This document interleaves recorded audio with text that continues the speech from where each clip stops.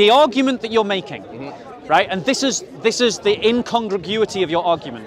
Your argument cognitively does not follow, because what you're saying is that textual variants prove that the Jesus Christ of the gospel is not a real Jesus Christ. Now, here's why that argument is false.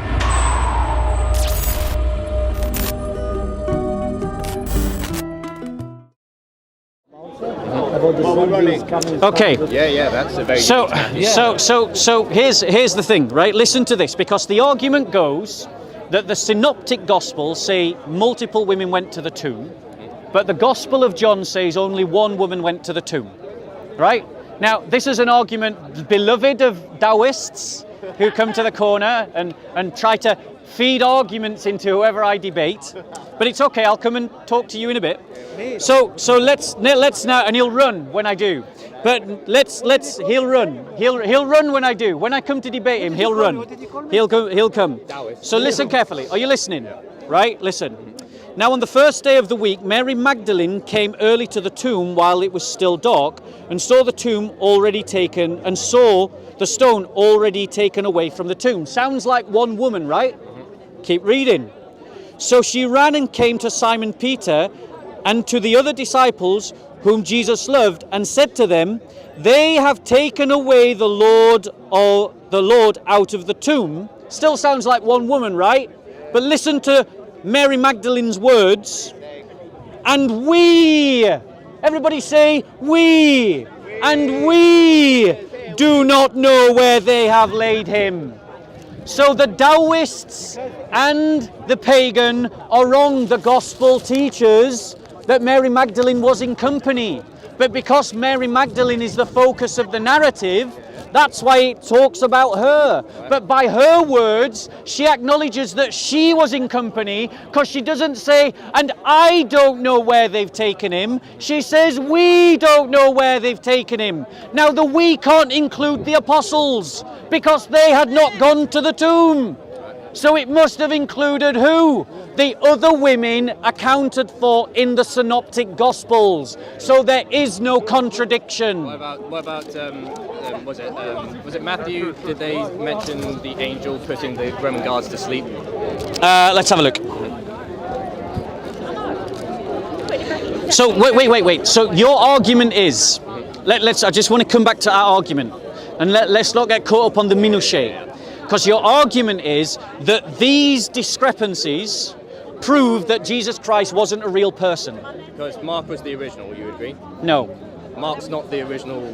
Oh, fine. The gospel was preached before any of the literature was written. But one had to come first, surely. Yeah, the preaching of the gospel. Which gospel? The gospel. Yes. Yeah, it was preached. You've got to listen carefully, because it is a nuanced argument. Gospel of Jesus. The gospel of Jesus Christ was preached before it was ever written about. That's the original. Right. So Oral, yeah. So, all right, the oldest one we have is Mark, right? Lots of scholars believe that the earliest was Mark, because it's the most rustic, most basic gospel. Right. Matthew And that Matthew one does not copy. have the traditional ending. You'd agree? It ends when they discover that. I'll tell you where it gives the ending. But I want you to explain to me how a textual variant, either in narrative purpose or, and I'm going to come and speak to you, bro.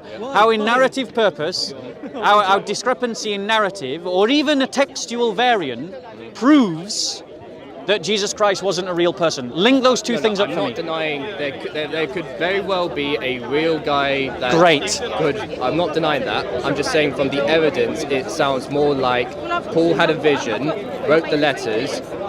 People wanted Christianity to spread, but Paul's letters wasn't enough. So like, okay, let's create a gospel to talk about a real Jesus that people will connect to. Yep. And Mark was written first, and then people saying, oh, that's a bit too Jewish, I want a Greek one. So then Matthew and then John and Luke all had their own variety, but all making reference or getting their details from the original gospel. Yeah. Right? So let me just come back to this. original gospel Would you was like- agree that earlier in this conversation he said he was denying that that Jesus Christ was a real person in history? Abel.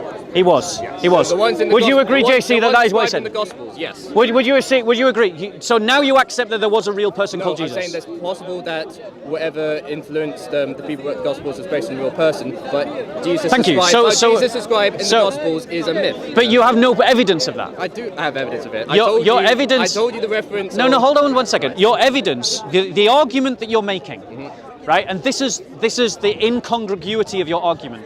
Your argument cognitively does not follow, because what you're saying is that textual variants prove that the Jesus Christ of the gospel is not a real Jesus Christ. Now, here's why that argument is false. Okay? If there was a fight to break out right now in this park, yeah, which has happened many times, Yeah, I know. and so it's not beyond reason, Some fisticuffs. yeah, some fisticuffs between a Muslim and a Christian, Yeah. which would probably be me, let's be honest, it's most likely end up going to be me, right? What would happen? The Muslims would tell one story and the Christians would tell another story, but none of them would deny that there was a fight. Right. They would argue about who started the fight, who was responsible for the fight, who's the bad guy. So we've got a variant in narrative, a difference in narrative, story, yeah. but no one could deny that there was a fight. Right. Right. Yeah. So these. Like example, sorry. One second. So I give you example. I've already given my own one example. Why do I need another one? No, it's the I've best- given my own example. It's the best example which you can elaborate on it. Yeah, it's about the death of Judah. You see the death of Judah in two different accounts. Yep. One he says is Han himself, Yeah. and the other one he says His guts he- fell out, fell yeah. out.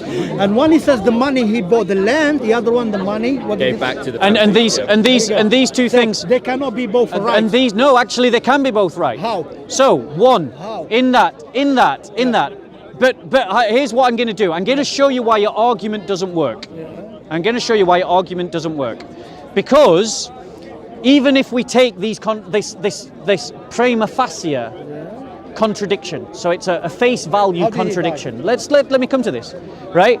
What is not disputed is that he died.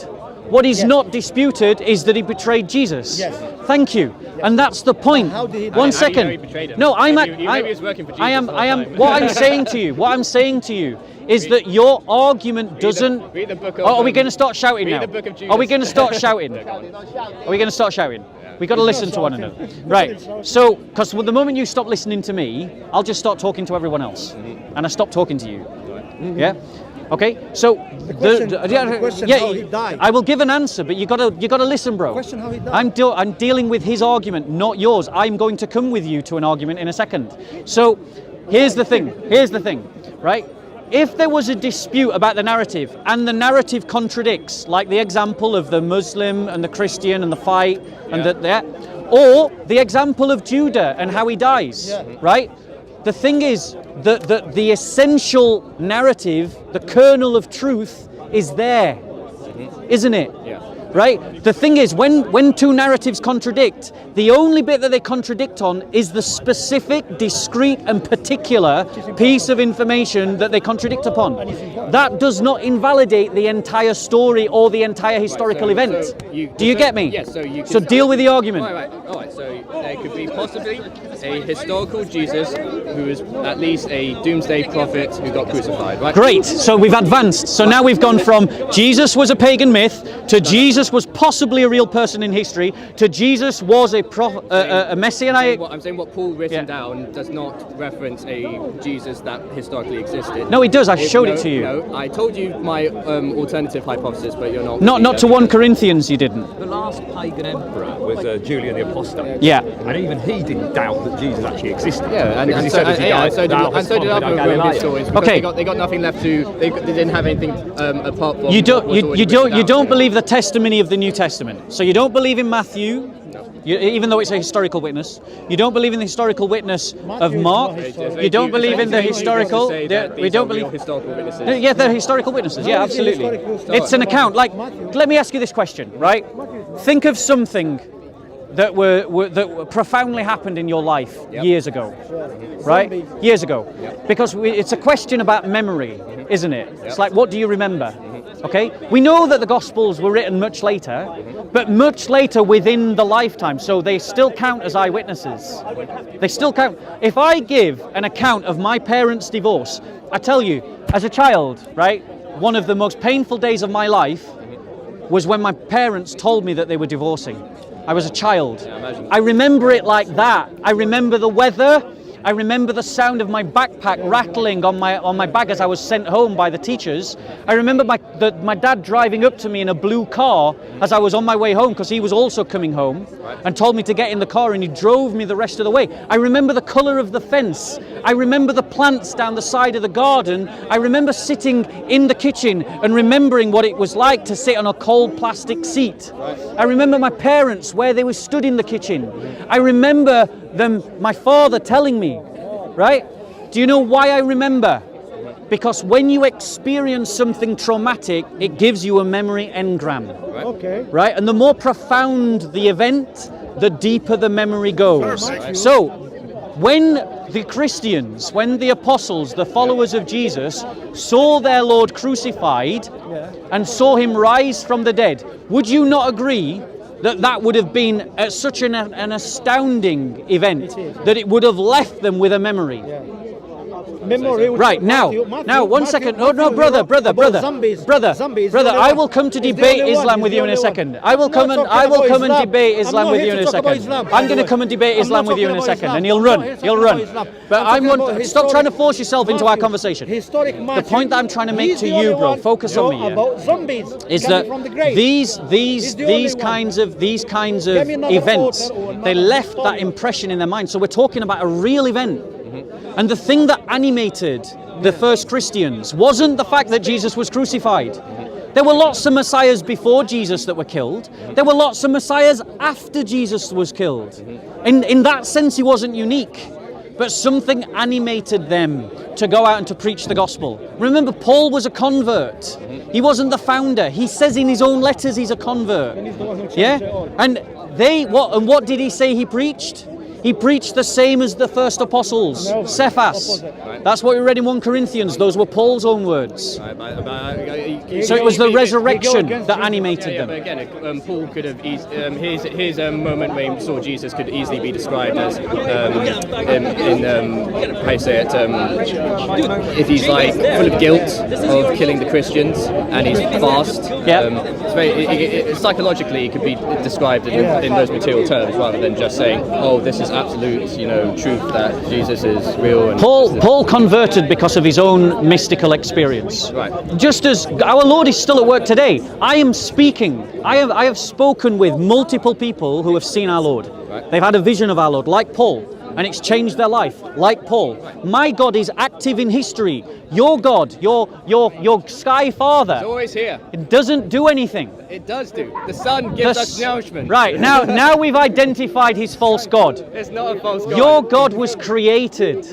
Do you know how a sun forms? Yes, it's a gas giant. No, how does a gas giant form? Oh, have you heard of the electrical universe theory? Bro, I did physics. All right. I'll tell you how a sun forms. No. It's a dust cloud collapsing in on itself, and then the pressure in the vacuum of space reaches a point that atoms are fused together. All right, and they're just giant dust balls that set on fire. Right. Well, the electric universe. Wait, fire is the wrong description. It's plasma. But yeah. The electrical universe theory actually has a lot more sophisticated way of describing the suns. They are all interconnected, and there's a central point. It's like lights in a city. There's the main engine for it. But my point is, your God is contingent. You've identified this sun as your God. There's the materialistic sun, but there's also the spiritual sun. So is the spiritual sun and the material sun the same thing, or are they different? They're the same and different. They're the same and different. He's run away. He doesn't want to support the pagan anymore. I'll come and find you, brother. I said he's run away. He doesn't want to support the pagan anymore. You see, the Muslims are so against the church that they will side with the pagans. I never said that. They will side with the pagans against the church. That is a lie. Do you believe in different dimensions? What, sorry? Do you believe in different dimensions? Yes. I'm open to the idea. All right, so... Well, no, let me phrase. I don't believe, I'm open to the idea. All right. I'm open to the idea for a biblical reason, though. So as long as it's biblical, then here's a it's pagan. Yeah, because the Bible taught to get, there's a story in the Old Testament. I'm not sure exactly where it is, Right. where basically God calls someone to throw lots. Someone throws lots, and God basically explains to them what would have happened if the lot had fallen the other way, which would seem to indicate more than one time continuum. Oh, so there is the possibility of dimensions. I'm open to the idea of Right, different and dimensions. that is what the spiritual sun is. You know, we are all connected through consciousness. You know, Did your God tell you this? again, telling is subjective. It's just learning the empirical evidence, and you. No. yourself. There's no empirical evidence of a sky daddy. There is. That's the sky. That is a plasma ball Yep. in the vacuum of space. Interconnected. It is not a and sky daddy. interconnected with all the stars in the universe. And Yes, beyond. yes. That Yes. is God. No. It's not Yahweh. It's not Jehovah. Are we just getting it right? We're getting to the point of shouting now, so maybe we should stop. Okay? But my point to you is, your pagan God is contingent. It isn't infinite. Right. It isn't eternal. It is a created thing. And nothing that is created is worthy of worship. All right. Well, the Muslims can say the same thing. The Jews can say the same thing. So we're going into semantics now. I think, brother, I'm just saying there's a lot more leeway for us to unite over the things that is in nature, that is true, and not over the things that are purely in scripture. you're not arguing for That is nature, bro. subjective. That Okay, is- I'm gonna stop because we're just starting to get shouting. Have a good day. Yeah, have a good day, mate. Have you got one of these? A Gospel of John. Have you got one? No. Have it. My gift to you. Thank you very much. It's nice talking to you. Okay. Christos Anestesi. So let me just explain my final thoughts on this. So basically, what we've got is a pagan who doesn't have any supernatural revelation. His God does not speak, and we've identified that the Son is his God. It is a contingent God that does nothing and does not act in history. He stopped. Yes, exactly. That's exactly what we want. We want a God active in history. And the God of the Christians is a God who acts in history, in the person of our Lord Jesus Christ, through his prophets, through the people of Israel. He has come. The pagans started off by saying that Jesus was just a pagan myth. By the end of the conversation, he accepts that Jesus Christ was a real person. Because Jesus Christ is a real person. Testified to by the Gospels. Testified to by the writings of Paul. Testified to by the writings of Tacitus. Testified to by the writings of Josephus. Testified to by the writings of Suetonius. All of these historians and more speak of our Lord Jesus Christ as a real person who was truly crucified and who rose from the dead. And if Jesus Christ rose from the dead, Christianity is true, period. Full stop, end of every argument, end of every dispute.